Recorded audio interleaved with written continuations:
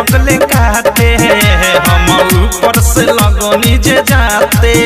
बाते रात एक बात रहे कुछो न बुझात काबू भइल न जवानी गरम पर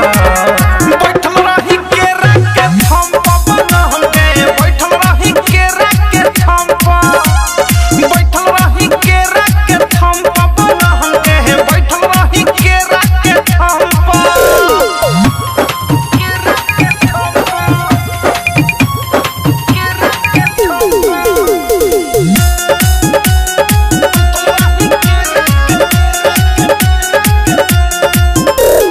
लगले जे हाफे त कह देनी साफे किया की जवानी के लहक गइले बा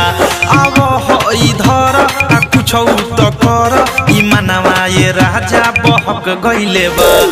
लगले जे हाफे त कह देनी साफे किया की जवानी के लहक गइले बा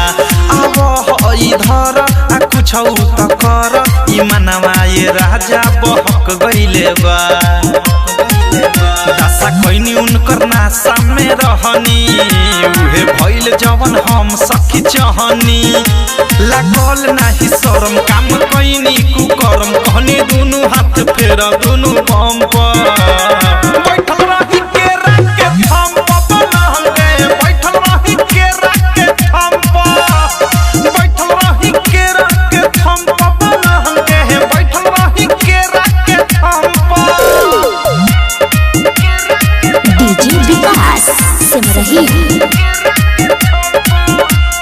म्यूजिक बाय मंटू मनी केवारी के पीछे पसर गईनी नीचे हम रहनी ये सखी राते नाइटी में हो पानी पानी भेनी छुआ तनी देनी मजा लेनी गजबे वैरायटी में हो केवारी के पीछे पसर गईनी नीचे हम रहनी ये सखी राते नाइटी में हो पानी पानी भेनी छुआ तनी देनी मजा लेनी गजबे वैरायटी में हो